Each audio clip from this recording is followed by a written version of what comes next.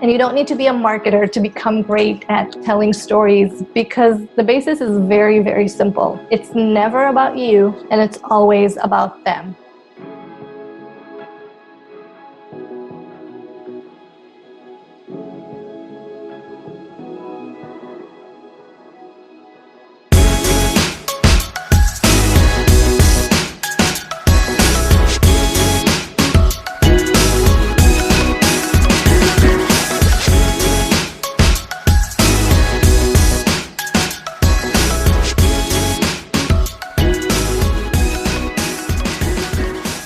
What's up, everybody? Welcome to the Artists of Data Science podcast, the only self-development podcast for data scientists. You're going to learn from and be inspired by the people, ideas, and conversations that'll encourage creativity and innovation in yourself so that you can do the same for others. I also host open office hours. You can register to attend by going to bit.ly/ADSOH.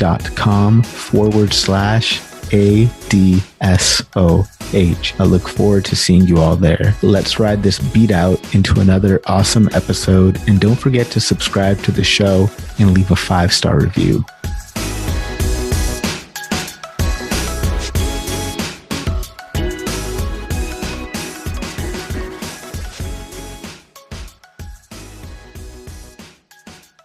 Our guest today is a marketing executive, blogger, speaker, podcaster, and career coach. As a marketing consultant, she's worked with all sorts of companies, from small startups to Fortune 500 companies, helping them build high-performance marketing teams.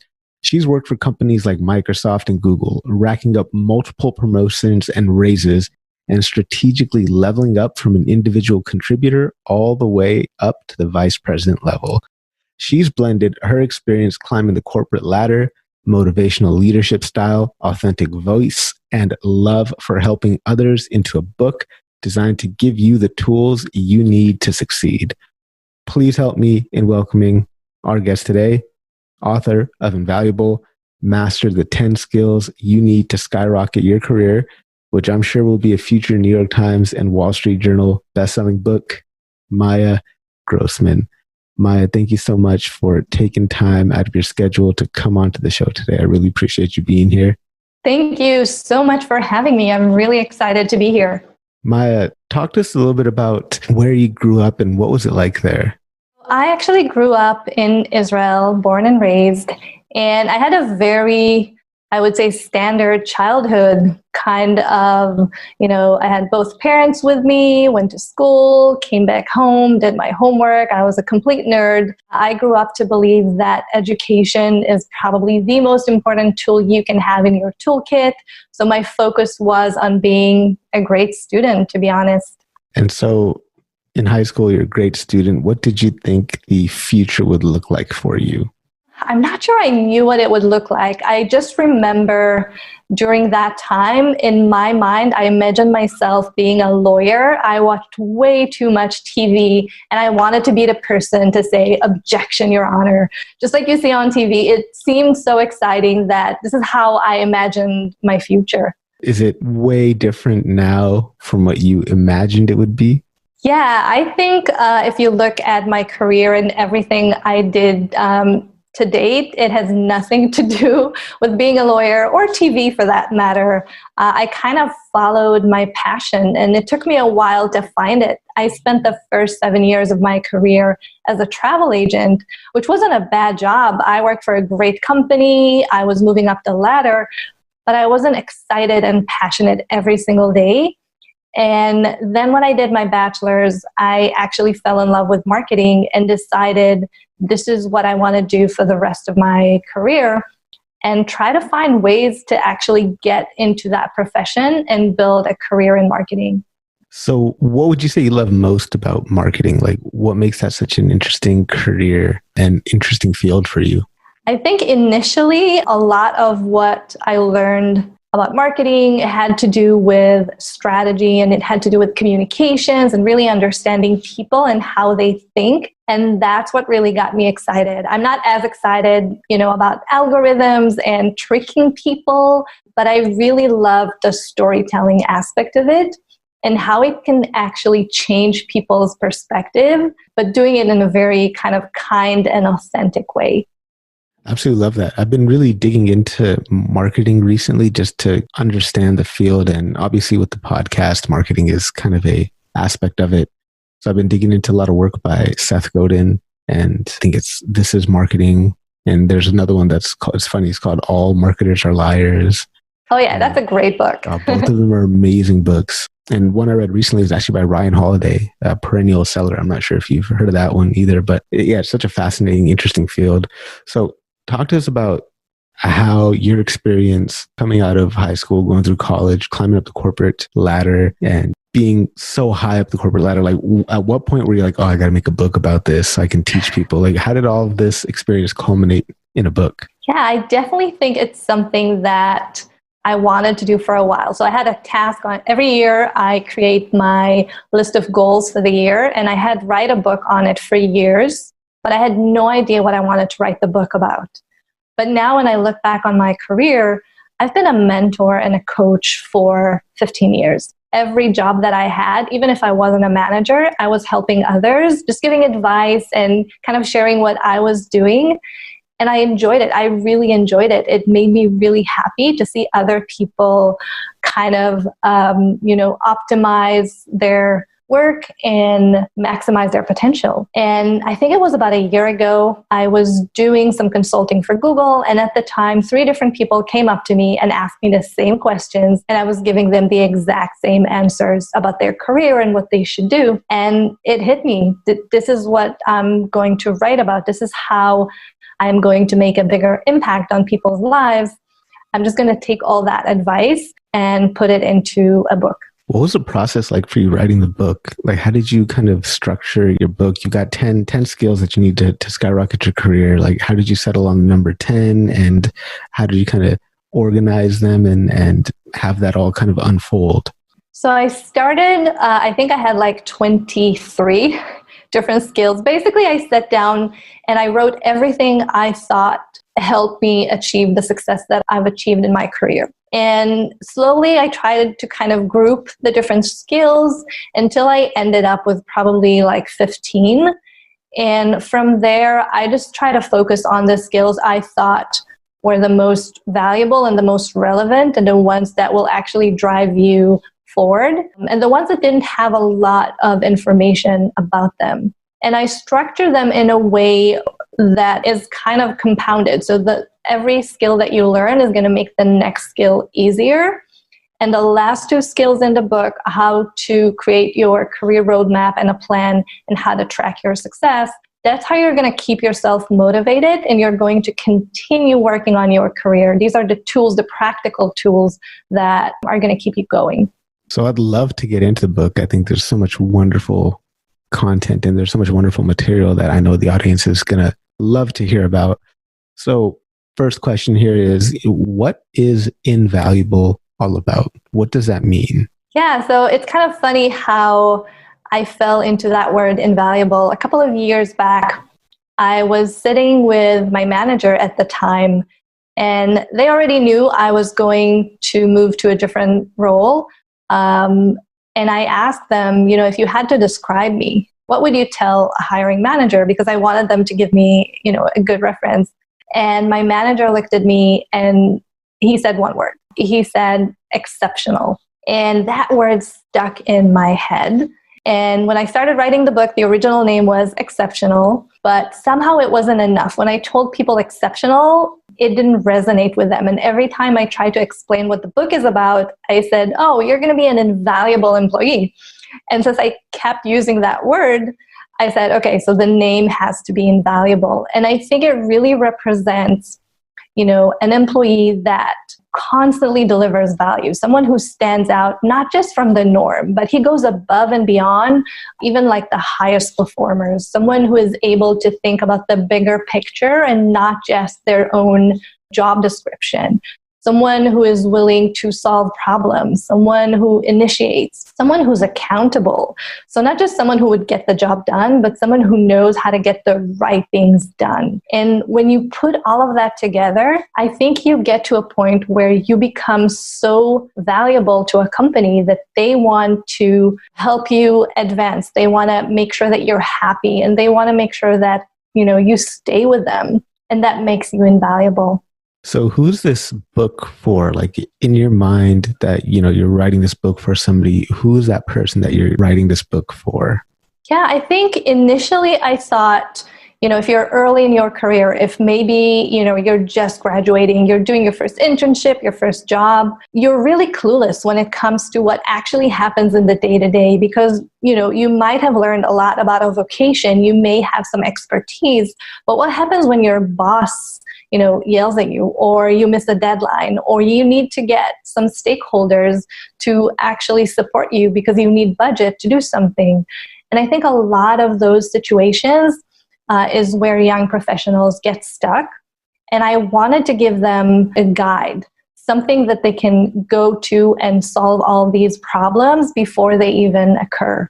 And I think also anyone who is really ambitious and really wants to make the most out of their career, whatever success means to them. Success does not look the same to all of us, but if you have a goal, there's no way you're going to achieve it if you don't have a plan. And this book is going to teach you how to achieve your career goals. Is it ever too late for anyone to become invaluable? Let's say you've been in the same job 15 years, you're in your mid-30s, late 30s, you're kind of feeling jaded and you want something more. Is it ever too late to become invaluable? I don't think so. Invaluable is all about mindset. It's all about developing soft skills, and it's someone that anyone can do at any time. The only thing is you actually need to want it, and you need to do the work to get to the results. You can't just, read the book, maybe talk about it like a mantra, but not do anything. If you don't take action, you're not going to see results. But I had people read this book who are in their, late 30s and 40s, and they said, you know what? It just motivated me to try even harder, to do something different. It gave me the direction that I need to be even better than, what I am right now. So I don't think it's ever too late. And what I like about these 10 skills is that they're kind of agnostic to whatever industry one person is going to be in, right? Kind of like quote unquote soft skills, right? So yep. What is the deal with soft skills and why are they so important? It's funny. We've had research for more than 100 years that shows us that career success is best predicted by soft skills. So 75% of your success can be predicted by your soft skills and only 25% by your hard skills or your profession. And even though we know this, there's so little information about how to actually acquire soft skills. You go to school, you go to college, you learn about a profession, but no one really talks to you about mindset. No one really guides you on how to build a career roadmap and how to actually get what you want. And I think, when I started with this idea of the book, I tried to look back and figure out why I was successful. And initially I thought, well, I'm a great marketer. And the answer is, yeah, I'm pretty good at what I do, but that's not the reason, because I was invaluable before I got into marketing. Even those 7 years at the travel agency, I was doing things differently. I took initiative and I moved within that company. I moved up faster than anyone else. And I was so junior when I joined. It was funny. So I really do think that soft skills is what makes a difference, because at the end of the day, everything is figure outable. And as long as you believe that you can grow and change, you can achieve anything that you want. As long as it doesn't defy the laws of physics, you can pretty much achieve anything. I think most people just don't know that they have it in them. And soft skills, those beliefs about yourself, those habits that you generate, that is what makes a difference. Absolutely agree with you. You have to keep your mind open to the possibility that great things can be achieved. You can be an average person of average intelligence, but you can do some amazing things, because a lot of amazing things have been done by just regular average people, right? And once you kind of shut your mind down to the possibility that you can achieve anything great, like there's no way it's going to happen. One of these concepts you talked about fairly early on in your book, which I think you kind of touched on a little bit here, but it was that owner's mindset and how success really has nothing to do with the seniority or job title, but it's all about how you think. So what is this owner's mindset, and why is it that these people can do things that people without that mindset can't do? An owner's mindset is the first skill that I talk about. And the reason why it's the first, because it's the basis for everything. And I think it's also a skill that a lot of people struggle to identify with, because it requires you to put in a lot of effort and energy now for results that you will only see further down the line. And people like immediate gratification. But having that mindset, and what it means to have an owner's mindset, is not that you need to work 24/7. It actually means that you need to look at the bigger picture. You need to think like an owner, which means you want to make sure that you get the most out of everything that you do and you spend the least. You want to create the most revenue. You want to make sure that your customers are happy. You want problems to be solved. You want everyone to work well. You want everyone to give 100% to the company. And I think a lot of the time, especially when you're early in your career, you're very much focused on your role and what you do, and you don't really look around you to see what's happening. And if you don't do that, you miss out a lot of opportunities to actually grow, learn, and probably even move up within the company. And anyone who is open to those possibilities, anyone who's, understand maybe, you're a small cog in a big machine, but you're also part of the machine. I think when you realize that, it kind of creates a shift in your thinking. And when you can see the 30,000 foot view and the day-to-day, you have amazing insight. And this is why people with an owner's mindset can do so much more than people who are just stuck in doing their day-to-day. What can we do to start kind of cultivating that owner's mindset? Do we need to reach out to people that are higher up and kind of talk to them about getting the big picture? Do we just go straight up to the CEO and just ask him what the big picture is? Like, how do we start cultivating this owner's mindset? Yeah, I think the first step will always be to really understand the company you work for. So I'm not just talking about, going to the website and reading what it says, but really understanding how the business works. What is your product? Who are you selling to? What does your business model look like? How long is the sales cycle? Just really understanding how all the different pieces work together. And you can do that by, like you mentioned, maybe reaching out to people who are a little bit more senior. If you work for a small company and you can actually reach out to the CEO, why not? I mean, at the end of the day, the CEO is the person with the vision, and who's better suited to actually get you excited about what the company is doing and help you understand, how your role actually fits into everything. And this is really how you understand the bigger picture. And you can also do it independently. I mean, you can go and listen to earning calls if you work for a public company. You can read all kinds of internal documents just to have a better understanding. And you can just reach out to other team members. I mean, go to the product team, talk to them about the product, go to the sales team and ask to see the sales pitch and what it looks like.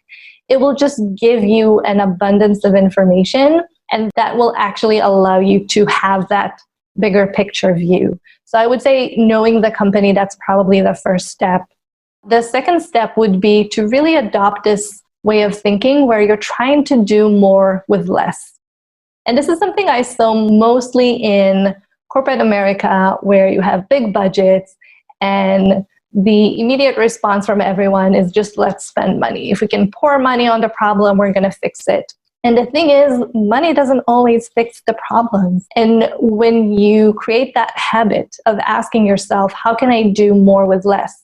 And for me, I just pretend I don't have a budget. Like, I have a zero budget and I still have the same goals. How am I going to make that happen within, the tools that I have right now? And just changing that perspective, I think, very often gets you to think more creatively and allows you to not go to the simple answer of let's spend money on the problem. And I think last but not least, you need to stop thinking within your job description. You need to understand that no matter how small your role is, you are part of a bigger machine. You're part of the company. And your job is to make that company successful however you can. And the minute you realize that, you're going to start seeing opportunities to do more and to help more. And in most cases, that's going to give you more experience. So you can experiment and see what you like, what you don't like. And it's also a great way to set yourself up for a promotion or for your next role. What can we do if we're working at just like a huge, massively large company and we're just a small, like you mentioned, small cog in a much larger machine? What can we do to help develop a sense of purpose for ourselves and our work? Yeah, well, if you work for a company, the size of Google, obviously you can't, understand how every part of the machine works, but you can focus on your own business unit or your own team, because that's gonna allow you to have that bigger picture, but at a smaller scale.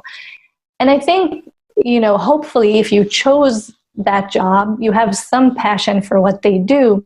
But if you don't, you can actually cultivate that. You can actually convince yourself to fall in love with the company you work for. And here's why: because we spend so much time at work. Might as well enjoy the time you have there. And it's not always easy to just get up and walk out. Sometimes you literally just need a job to pay the rent. So it's important that you find ways to make, that passion work for you. So a few things you can do. If you learn about the company, if you understand how it works, if you understand the product and potentially the market that it's in, that might be exciting for you. Maybe you don't have the best team in the world. Maybe your day-to-day is not brilliant, but if you really believe in the future of the product you're working on the market, you can really get excited by that. You can do a lot of research and you can become an expert in that field and maybe use that time with the company to even build your own reputation. I always advise people to speak to people a little bit higher up at the same business unit to see what they care about, what gets them excited. A lot of the time, if you work for a small startup and you talk to the CEO, they are the people who are going to get you inspired. If you work for a business unit, just go to the person at the top and see why they care about what they're doing. And I think a lot of the time, just hearing someone else, explain it from their perspective can really help you understand, wow, there's really a lot of potential here I didn't consider. And last but not least, if none of that works for you, you don't like the industry you're in, you're not enjoying working on that product, then ask yourself, how is this job going to set me up for my next role? What can I do now that I want to see on my resume, 5 months from now, that's going to get me the job of my dream? And just double down and focus on doing that work to the best of your ability, so that you can have that on your resume and it will help you get to the next level. So you can start cultivating that passion by actually taking a look back at, okay, so you've been in this role for some number of years. You've probably gotten pretty good at this particular role. And it might not be like your inborn passion, like maybe you're passionate about, being a painter, but you can still fall in love with your job by realizing that you've gotten good at something and just really take like a craftsman kind of mentality towards what you're doing. Yeah, I think that's definitely one way. And just seeing the potential. Let's say you're in healthcare and you're not crazy about healthcare, but you can find one thing. Your company is now doing breakthrough research on a topic that is really interesting to you, and you can be proud of that. You really feel good about what they're doing. I think that could go a long way in cultivating that passion. So you talk about one of the most important skills that we can develop is learning. So why is that one of the most important skills that we can develop? Oh, wow. Because if you don't learn and you don't grow, you're basically moving forward. And it's kind of weird. Most people don't read a book after they graduate from college. As we grow up, we're being taught that you need to learn. So you go to school. If you're lucky, you go to college. But the minute that ends, there's no motivation to continue learning. You pretty much think you're done. But if you look at the job market right now, and especially if you look at tech, there's no way you can stand still and still be successful. Things change every single day. To be honest, by the time you graduate, half of the things you learn are not going to be relevant for your job. So if you don't cultivate that passion for learning, or you don't have a system that allows you to continue learning, you're going to stay behind. And it's just a competitive advantage. The more you can learn, the more you put in, the more you're able to actually put out. So talking about systems, what can we do? How can we turn learning into a habit? Yeah, so I found it's very challenging to kind of convince yourself to spend time learning. Unless you have something that constantly just nags you and tells you, you need to learn, you need to learn. So this is what I tried to build for myself, and this is what I talk about in the book. You can automate the process of learning. And what it means is you're going to figure out how to get all of the information you need coming to you automatically, instead of you having to go out, every week, month, whatever, and start researching and trying to find the content that you need. And it's actually pretty simple. There are 5 different steps you can take, but overall, it's just a way for you to get information right into your inbox, whether it's through newsletters, you can have different notifications coming to you.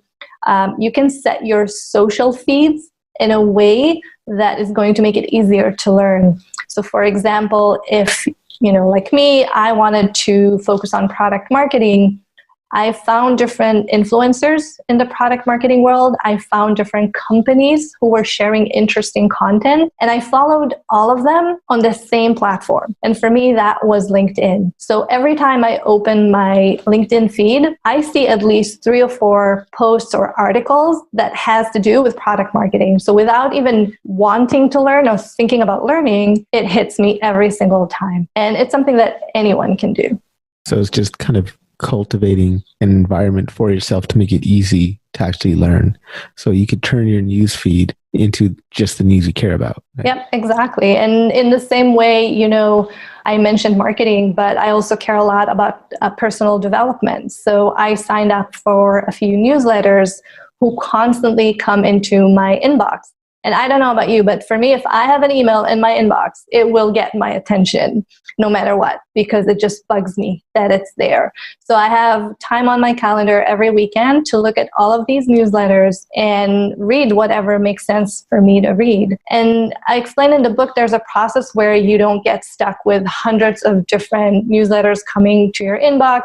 You just pretty much settle for, let's say, between 5 and 10 that are actually useful to you, and you get rid of everything else. And it just creates this process where every single week, sometimes every single day, you learn something new. And it's incredibly easy because you don't actually have to work hard to make it happen. What are some newsletters that you are currently subscribed to? Oh, wow. I got a few. Well, I'm part of the Product Marketing Alliance. So everything that they send out, I definitely have. I like the content that G2 are creating, especially around marketing. And I have a very interesting newsletter from Nat Ellison. And it's actually almost random, but this is a really smart dude, and he has a very interesting perspective on the world. So this is kind of my crazy, let's see what's happening in the news that I haven't heard about newsletter. And I try to check it out every other week or so. Definitely going to have to add that one to my list. Thank you. So you talk about this concept of this character of the fixer. Talk to us about what that means. What's it mean to be a fixer? And what does it mean to be a fixer in a junior role versus a senior role? A fixer, and I have a picture in my head of Olivia Pope from Scandal, but we're talking white hat. I think a fixer is someone who doesn't only fix problems. It's not just someone who gets things done. It's someone who has the ability to identify problems. They care enough to ask questions, to dig around, to actually take action when they come across something that doesn't work. You know how, maybe you work for a company and you're stuck doing invoicing using an Excel spreadsheet, and it's driving you crazy. Someone who's a fixer will go and do the research to find what kind of software they can actually use to be more efficient. They will figure out what's best for them and the company, and will go back and convince, management, whoever needs to pay for it, that it's a better way to get the job done instead of just doing what they're expected, using what they were giving, and being fine with it. And it's also someone who would notice that, there are too many dishes in the sink, in the kitchen, and, we'll get everyone to pitch in and buy a dishwasher, which is a completely, different example, but it's just someone who understands that as a whole, the company works better when everyone works better, and they just want to fix problems. There's actually a really interesting story. I heard it in a different podcast. A new employee came to a company, and her desk was very close to a staircase. And every couple of minutes, someone would walk up that staircase, and it would make a terrible noise. And this would last for like the whole day. And it's been going on for weeks. And she got so upset that she got a DW40 and just went to that staircase and used it. And the noise was gone. Now, people sat there for months, if not for years, and did absolutely nothing. And that person just had enough. And after a week, she fixed the problem. And this is the kind of mindset we're talking about. What's up, artists? I would love to hear from you. Feel free to send me an email to theartistsofdatascience@gmail.com. Let me know what you love about the show. Let me know what you don't love about the show. And let me know what you would like to see in the future. I absolutely would love to hear from you. I've also got open office hours that I will be hosting, and you can register by going to bit.ly/ADSOH.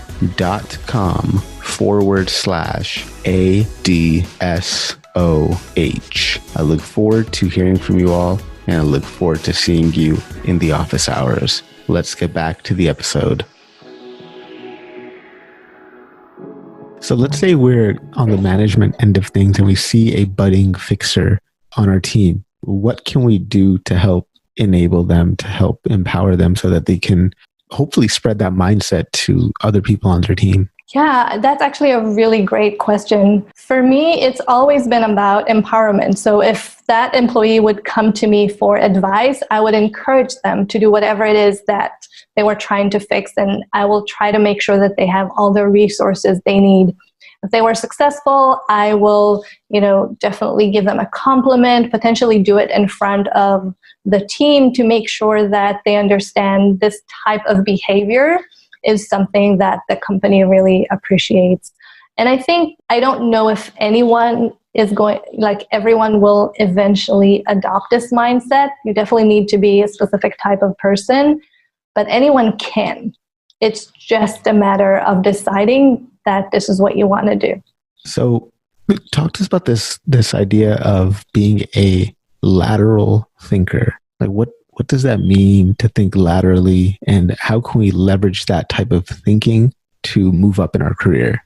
Yeah, so if you're a fixer, at the end of the day, you'll have to fix problems, and you won't necessarily know how to fix them. Maybe it's something you've never done before. Maybe you see that, there's an error on your website, but you're not a developer and you have absolutely no idea how to fix it. Sometimes you need to come up with very creative ideas. And lateral thinking is one way to come up with these really interesting ideas. Basically what it means, if you're a lateral thinker, you're able to take information from different areas, different disciplines, different things you've done in your life, and apply them to come up with a very creative idea.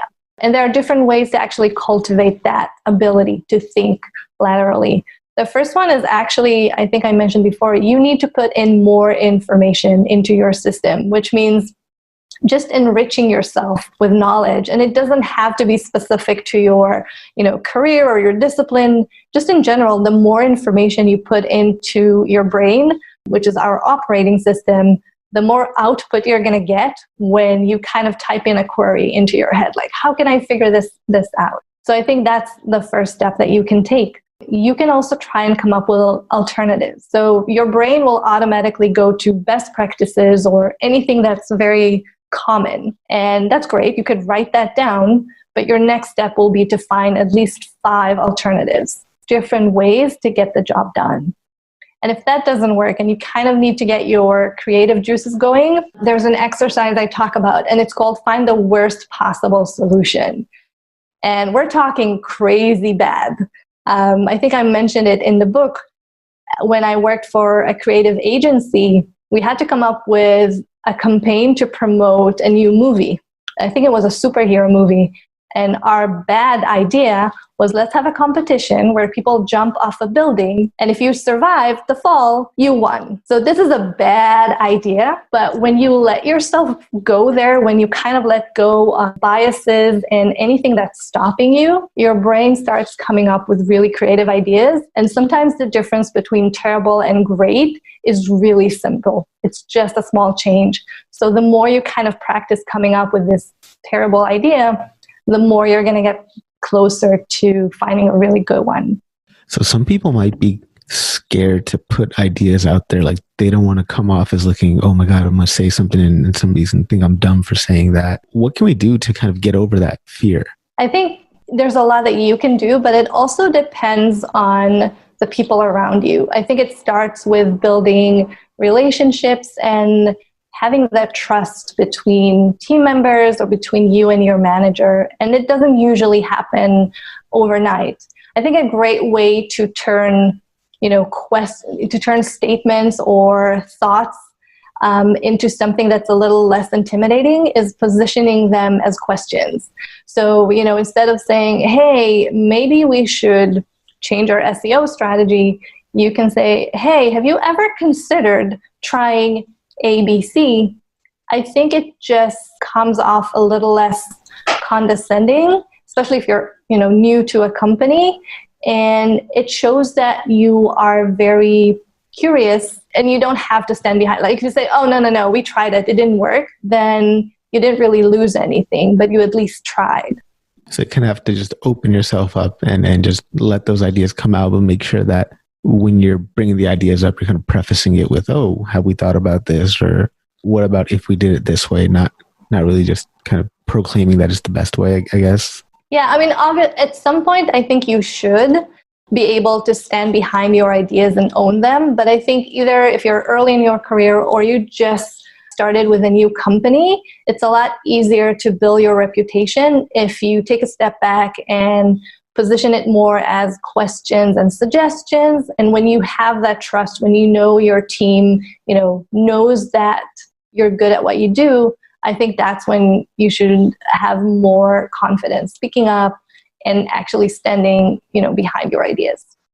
What are some things that we could do to start building trust with our teammates? Let's say that we happen to be in an environment where maybe that level of trust, the level of comfort wasn't there, but now we really want to try to make that happen. We want to start building those bonds because we want to start becoming invaluable. And I mean, I might be wrong here, but can you become invaluable by yourself? It needs help, right? Like you might need some assistance from your team to become invaluable. Am I wrong in making that statement? Well, it's definitely a combination. There are a lot of things that you need to do yourself. You need to change your mindset. You need to be very proactive. But when you work for a company, there's no way around it. You need to work with people, whether it's your managers, your teammates, and even other colleagues in different departments. At the end of the day, you need to work together.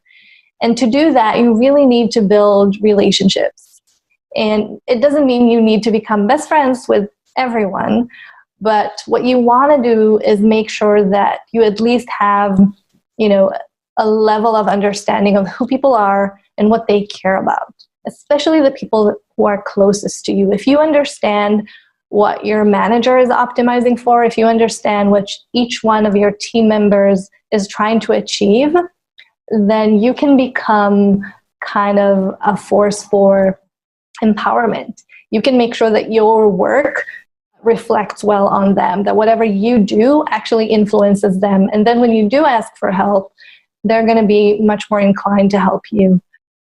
But it does go beyond just building a relationship. I think there's also, a good way to ask for help that will get people to help you almost every single time. And this is what I call in the book the influence formula. And it's basically a way to use storytelling at work. And you don't need to be a marketer to become great at telling stories, because the basis is very, very simple. It's never about you, and it's always about them. What is in it for them? So no matter what you do, let's say I need to get a budget from a stakeholder because I need to do something as a marketer. I don't go to them and say, hey, I need a budget to do something as a marketer. I will try and find an angle that shows how they are going to profit in a way, enjoy working with me, how it's going to reflect on them and their goals, and I'm going to make it worth their while. And just to give you a little example, when I worked with the team at Google, I was a consultant. So I didn't actually manage any of the team members, so I couldn't exactly tell them what to do. And I really wanted to see the strategy I outlined being executed. So I took one of the team members to lunch, and I kind of dug around. I wanted to know why they were kind of hesitant to follow through on what I suggested. And what I learned is that they had a dream. They really wanted to become a creative director. And the work that we were doing right now, they thought this is what's going to position them as a great art director. So anything that is going to be different than that is going to take away from their ability to get their dream career.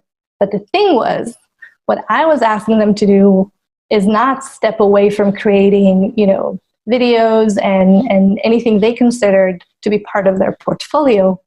I asked them to learn how to promote those artifacts.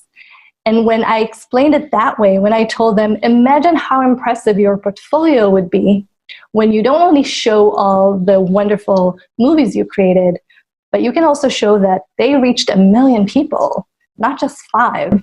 How amazing will that be? Wouldn't that set you apart from anyone else? And that small switch is all it took to get that person committed to actually working on promotion and not just creation of art. And this is what I talk about with the influence formula. It's not about lying. It's not about backstabbing. It's not about making up anything. It's looking at every situation and thinking, how can this situation be great for them? And what can I do to make their lives better? So you get into formulas. I think you're speaking the language of my audience, data scientists. We love formulae. We love algorithms. What is the influence formula? So it's pretty simple. You start by identifying your goal. What are you trying to do? For me, I wanted to get this person to work on promotion. Step number 2 is trying to understand what is in it for them. If they actually follow through and help you, what are they going to get from it? And you need to find an interesting angle. And you can't do that if you don't know them at all. This is where the building a relationship part comes in. The next step is to try and understand what might be an obstacle in the way. Why wouldn't they want to work with you? What may be a challenge so you're prepared for it? And then you take all this information and you try to put together a story, just like I did. And the story was, I can see how doing what I'm asking you to do is actually going to help you get the career of your dreams. And there may be 4 or 5 different stories. I actually recommend when you get started with this, you actually collect the data, you write down a few options, and then you just choose one and kind of go with it. I know how to do it on the fly these days, but it took a lot of practice to get there. And the last step is really understanding what you're asking for. So you create your story, but at the end of it, there needs to be an ask. You still need to get them to do something, and you need to make sure it's very specific. You don't want to leave any room for error. You want to make sure they understand what they need to do to make you happy, but also to get whatever it is you showed them you're going to give them. So speaking of stories, you once stopped a plane from taking off. Do you mind? I did. You mind talking to us about that story? Yeah, spoiler alert, by the way, if you haven't read the book. But as I said, I worked for a travel agency. And the first year I spent working for the 24/7 support desk, which meant I got phone calls from people who were stuck in different places in the world because they missed their flight. And I had to help them figure out how to get back home. And one of these times I got a call from a couple that was, they were stuck in Rome They just got the news that someone in their family passed away, and they had to get on the next flight home. And they were running all through the airport, and they knew they only had a couple of minutes to make it to the gate. And I had to stop. I literally had to stop the airplane from taking off if I wanted them to make it. So I didn't actually stand on the tarmac and stop the plane with my hands, but I was able to use the influence formula to convince the people at the gate to actually wait for these passengers. And you know what? Maybe it wasn't even as convincing. Maybe just spending 5 minutes with them on the phone, keeping them busy, maybe that was the answer. But I definitely know that the intent was there. When the conversation was done, the person at the gate told me, okay, we're going to give them 5 more minutes, but they better be here. And they made it. They got on that plane and they made it home in time. I love it. It's a good story. So when it comes to storytelling in terms of, let's say we're presenting data, we're presenting findings to stakeholders that are not as technical, does the influence formula change, or does that influence formula still apply in those situations? I think it's actually an amazing tool in situations like these. I kind of had to do it the other way around, but just to give you an example, I had to share marketing information with an entire company, including our development team. And they don't really know anything about marketing. They don't really care about marketing. They thought it was this fluff that we spend a lot of money on. But I had to get them excited, and I wanted to convey a point during my presentation. So I actually used data to show marketing information in a way that will actually resonate with them. And I also talked about the end results. So I was in this situation where the entire company thought our target audience was, one type of customer. And when I started looking into the data, when I started interviewing customers, it seemed like we were actually talking to the wrong audience. And I had to convince an entire company that we need to make a switch. So I took that information, put it together, and I turned it into this big reveal. And I showed them, if we were to go with the customer description we have right now, this is what marketing would look like. But hey, we actually got the data. Here's the data.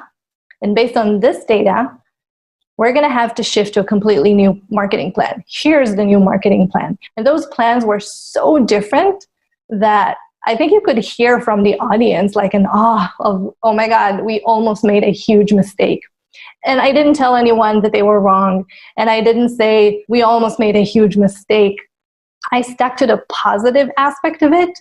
And instead of saying, hey, I'm a great marketer, I solved the problem, I said, I hope this is going to make your job easier because now you know exactly who we're talking to. And we actually have proof that this is the right type of customer. So I really think it's all about the attitude and really understanding your audience. Thank you for sharing that. I know the audience that's listening is really going to appreciate that story. I'm wondering what your take is on talent stacking, skill stacking, diverse sets of skills. You mentioned that you were working with a development team and they thought marketing was fluff. They didn't get it. They didn't really care about it. They thought it was something that people just spend money on. But what is your take on people learning these kind of opposite skills for their career advancement? Does that kind of make sense? Yeah, I guess in a way it's a question of whether you want to be a specialist or a generalist. And I'm very much biased because although I spent most of my career in marketing, within marketing, I'm kind of a generalist because I did everything from PR to demand gen, product marketing. And I actually think that is what a lot of what allowed me to move up the ladder faster. I think it really helps with seeing the bigger picture. I think it really helps with lateral thinking. And I do think if you have the opportunity and you have the passion, like don't force yourself. I wouldn't go and learn accounting because I just don't enjoy it. But if you have some passion, I think, especially in this day and age, it's going to be super valuable. Just to give you an example, product marketers don't have to be technical, but I think product marketers who come with a technical background has the ability to do more and to do different things that, potentially can make them very successful. So I would definitely say if you can kind of cross-pollinate, do that, but do bear in mind that one, moving from one discipline to another is not easy because you don't have the same level of expertise. And two, not every role will actually benefit from those additional learnings. And sometimes it's okay, just do it for the fun of it so that you understand. I spent the last year or so learning a lot about the human brain. It has nothing to do with my job, but it just intrigued me. I wanted to know how everything works. And it just got me more excited to learn about psychology, to learn about, why people do what they do. I don't know, it's just interesting.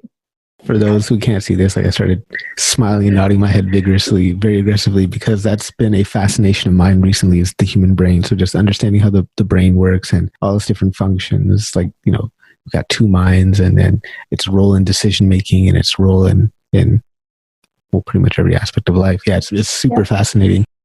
Not related to brain science at all, but are you familiar with Naval Ravikant or Scott Adams by any chance? I heard about Naval a little bit, and I started reading one of his books, but I will admit I got a little frustrated. I think I need to start with something a little bit simpler. Yeah. Well, Naval Ravikant actually hasn't written a book, so it might be a different Naval. Yeah. Yeah. So Scott Adams wrote How to Fail at Everything and Still Win Big. And in his book, he has this idea of skill stacking and stacking diverse skill sets that seem unrelated, but they make you especially unique. And it's like you don't even have to be in the top 1% of the top 10% in any of these skills. You just have to be good enough at them. And it's interesting how it can help build your career capital. Like, for example, as a data scientist, to me, math and statistics is my thing. But here I've got this diverse skill set of communication and graphic design for all the podcast promotion stuff. And it's just being able to have a little bit of knowledge and a bunch of different things that make you unique, right? So essentially, Naval Ravikant calls it specific knowledge. So in an age where anybody can go to school to learn how to do something, why not become something that nobody can go to school to become, which is just a unique you, right? Yeah, I love that. And I think there was a lot of talk about the 10,000 hour rule. How do you become an expert? And I think a lot of the pushback was, yeah, you may become an expert, but 100 other people can potentially do the same thing, maybe not to your level. And like you mentioned, education is democratized right now. I mean, you can pretty much learn everything you want on YouTube. But the combination of different skills, that's going to be very hard to actually mimic. And it's funny because you can see it even within the same discipline. So, I'm a marketer, but when someone talks to me, I position myself as a specific type of marketer based on what's unique about me and how I'm a storyteller.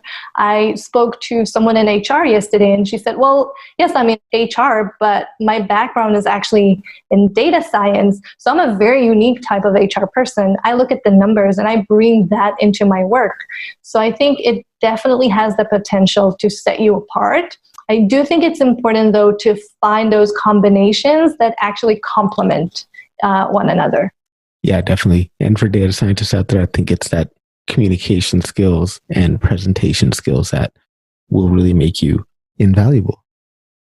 So thanks so much for talking about your book. I'm going to leave the rest as a mystery for people to go and pick up and read on their own, because it is a phenomenal book. I absolutely enjoyed it. Congratulations on getting it out there. I absolutely love it.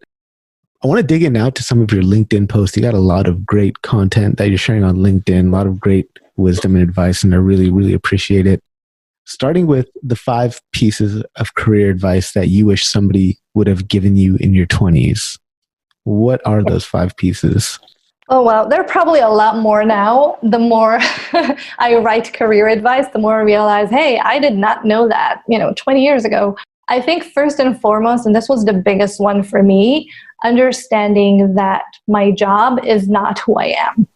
And for a really long time, I defined my value by my job. So if for some reason something, went wrong, I screwed up or whatever, I felt terrible. I felt like I was no one. And I think it kind of surfaced back again now with COVID-19 and people, unfortunately losing their job. they also lost their self-esteem and their value. And that's just not the case. You are so much more than your work. Your work is what you do. It can be a big part of who you are. It can be your passion, but it's not what defines you and how great you are. The only thing that actually defines you is your values and what you believe in. And the more you tie your self-value to things that are anti-fragile, so they don't change, the stronger that you're going to become from a self-esteem perspective.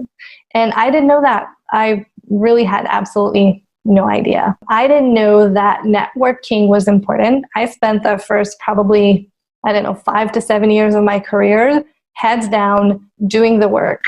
I thought talking to people was a waste of time, not in a bad way. Like, I liked people. If I had, a break, I would talk to people. But if I was supposed to work, I wouldn't spend that time socializing. And I realized especially when I worked for big corporations, you can't get anything done without those relationships. And the more I progressed in my career, the more I relied on my network to get the next job and the next job. Most of my career, I was referred to jobs. I didn't even apply online. So I think understanding that you need to build that network early on is something that, I wish someone told me at that time.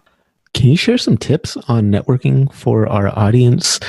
Maybe in two contexts. So there's networking when you're already hired inside a company, and there's networking when you're kind of like at a networking event.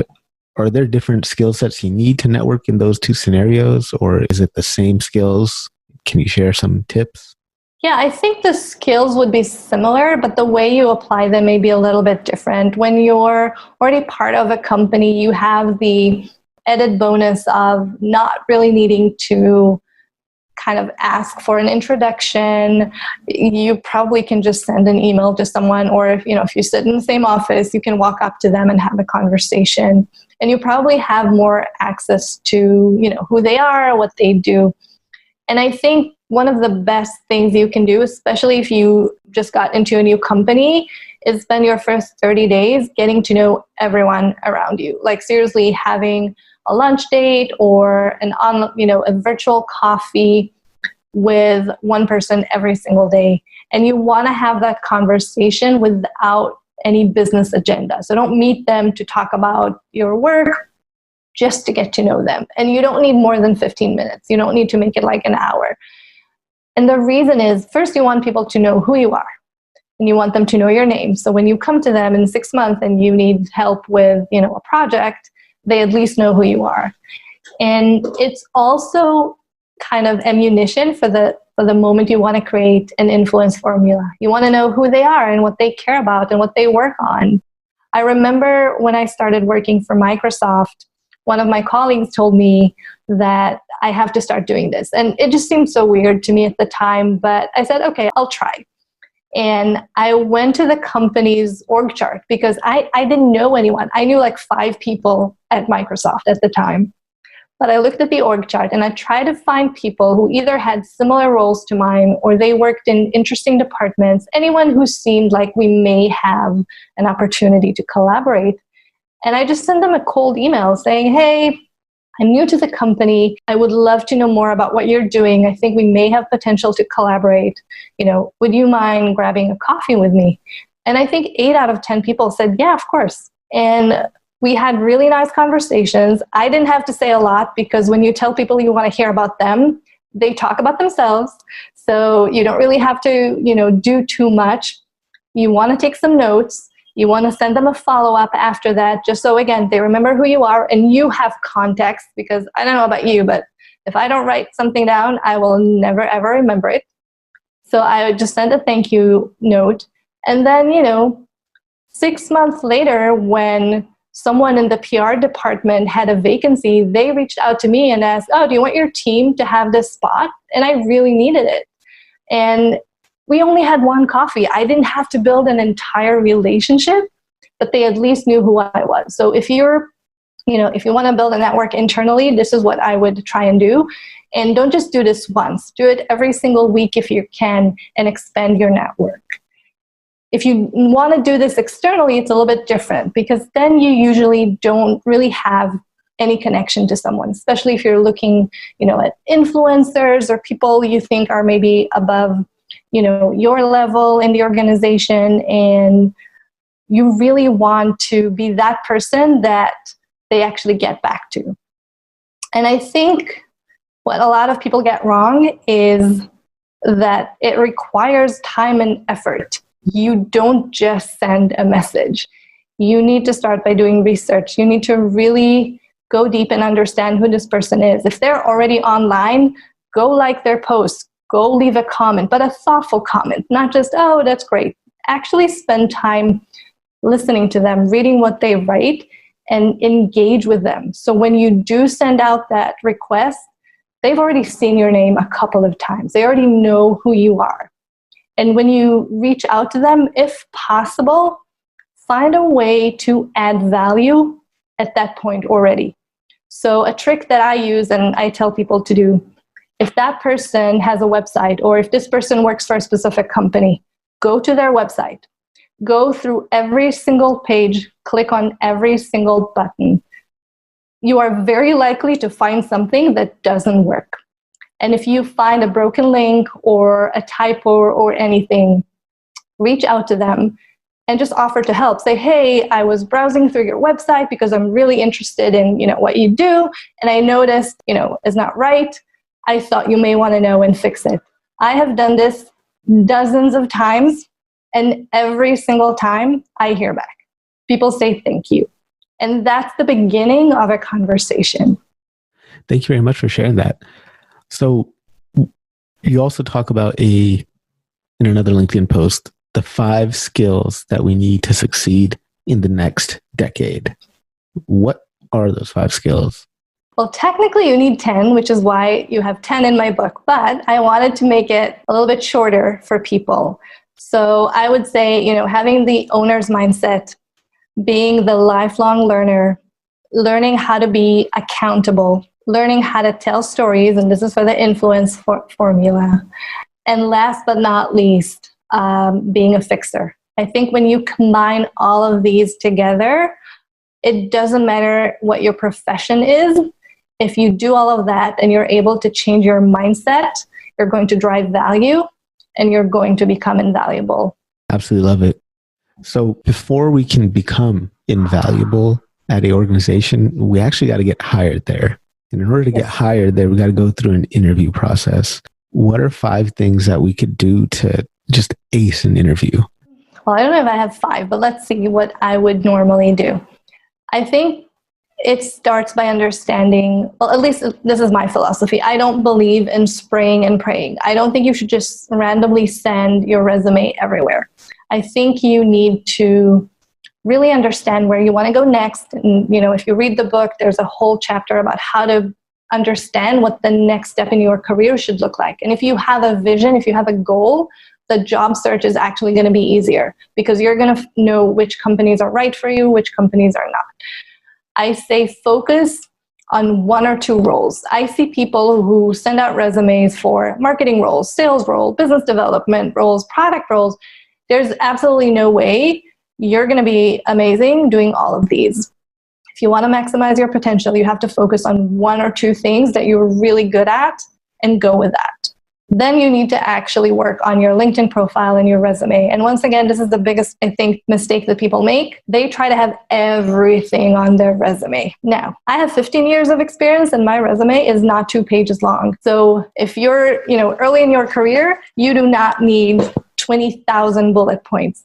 Less is actually more. And the more specific you can be. So if you're applying for a marketing role, if I'm the hiring manager, I want to see your title say marketing, marketing, marketing, marketing. Now, you don't always have that, especially if you're early on, you tried a few different internships, you did a few different things, then find a way to highlight how those actually contribute to marketing. But make sure that your resume is super focused for that specific role. You need all of that because if you do get that interview, you want to know that you are aligned with the job description. So you want to study that job description. You want to actually take it out, write bullet points, and understand what the company cares about. Because here's the thing, product marketing roles are going to be very different from company to company. There's no one size fits all. You want to know what this company cares about the most. So make sure you identify that. And then you need to do research. You need to go very, very, very deep into that company. I'm not talking a 5-minute Google search. I'm talking about putting in 10 to 15 hours of research. Like I said before, listen to earning calls. Go through their website. If you can use their product, go use the product so you know exactly, what it looks like. Go to review websites. You want to see what other people say about this company and their product. If you can find articles online, do that. If you can research the people who are going to interview you, you want to know who they are, what they care about. Maybe listen to an interview or a podcast they did. You need to be an expert on that company. And then you need to connect the dots. You need to understand what they care about from the job description. And you need to take all the information you gain about where they are right now and what is the challenge they're trying to solve.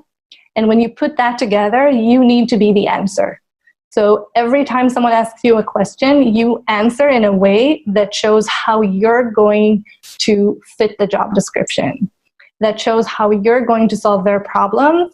And you can do that now because you have the information. So you don't need to give general answers. You don't necessarily need to speak about your history, which is great. Sometimes we use history to showcase what we were able to do.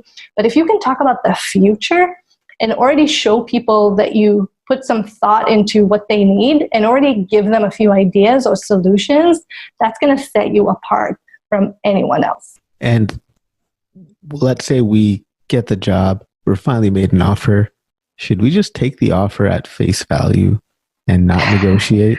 Well, I want to say no. Look, if you're happy, if you're really, really happy with the offer, then fine. I mean, I know people say you should always negotiate to kind of show your value. Maybe that's true. I think I negotiated most of my offers, if not all of them, because they didn't always hit the ideal point I wanted them to hit. And the higher up you go, the more senior you are, the more you're actually expected to negotiate. So I think some of the time these companies give you a lower offer because they know they're going to have to negotiate. So maybe it is, to your advantage to have that conversation. But I think what drives this conversation is knowing what you bring to the table, understanding your value and standing behind it. Don't negotiate just for the sake of negotiating and have like this random number. Actually believe in why, you're worth it and have that kind of discussion. So we don't need to worry about looking greedy or anything like that. If we do decide to negotiate, it's kind of, we shouldn't have any reservations. If the number is not what we're happy with, we can feel comfortable not seeming greedy by negotiating. Yeah, it obviously really depends on how you do it. First and foremost, if you have an imaginary number that has nothing to do with reality, yeah, that's a problem. So you definitely want to do your research and make sure that you're within some sort of range that makes sense for that specific role and for that company. And if you do think that you deserve more, then yeah, I say definitely negotiate, but explain why you deserve more. And don't just say because I want it, or don't just say because, another company is giving them more, but just showcase what you bring to the table and say, yeah, look, I know. Maybe if another marketer was here, they would be happy with this offer. But, I have X amount of years of experience, and I actually come with a data science background, which means I'm going to be able to do X, Y, Z. And I'm going to be able to help you not only achieve your goals, but actually surpass them. And that's why I'm going to be worth the investment. And I think if you're able to do that, one, confidently, but also you have, the experience to back it up, I think that should be a great conversation to have. Thank you very much for sharing that insight. I know the audience is really going to appreciate that. So thank you. I was wondering if you could talk to your experience as a woman climbing up the corporate ladder, and if you could share some advice for the women in our audience who are hoping to achieve the same success that you have. That's a really interesting question. It's kind of funny, but I never thought of myself as a woman in the corporate ladder. I'm just me. I don't necessarily compare myself to my male counterparts. I just compare myself to people around me in the same level and, what are my goals and how am I going to achieve them? So I think this is actually something that helped me. I never really thought there was a difference. And I guess in a way it didn't put any, glass ceilings or anything like that, because I just didn't think it exists. I completely ignored it. And I know it's not the same for a lot of other women. I know that you can't always get the same compensation that you deserve. And sometimes the environment can be hostile. I'm very fortunate that I didn't have to experience it. I would say for anyone who doesn't feel like they're being treated equally, one, I do think that you should speak up if possible. Find one ally, whether it's your manager, a team member, someone who will have your back, and see if that can open up a conversation.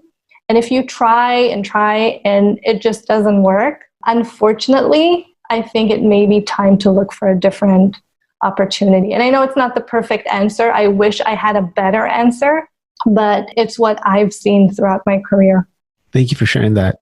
So Maya, 100 years in the future, what is it that you want to be remembered for? I just want to be the person who impacts others. I want to change other people's lives. Right now, it's by helping them build a more fulfilling career. But I don't know what the next book will be about, so we'll see. I just want to be the person who changed other people's lives for the better. So we're going to go ahead and jump into the random round. First question here is, what was the 11th skill that you had to leave off of the 10 skills that you need? Oh my God, I don't remember. I think I had one about needing to be a good team member.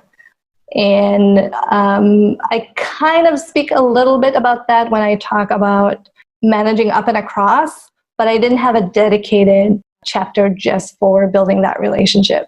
And what are you currently reading? So I told you I'm looking into the brain. I don't remember the name of the book, but I actually recently read Atomic Habits. I've been into career development, but also personal development for years. And it's just a great book. I agree. Atomic Habits is absolutely amazing. I tried to get James Clear on the show, but he rejected me, sadly. Who knows? At some point in the future. Of course. So what song do you have on repeat? Oh God, what am I listening to? Sorry Not Sorry, Demi Lovato. Nice. So for the next few questions, we're going to jump to a random question generator. So I'm going to go ahead and pull this up. I didn't prep for that. Oh, it's okay. It'll be easy. It's a rubber ducky on the screen. So what issue will you always speak your mind about? Career development.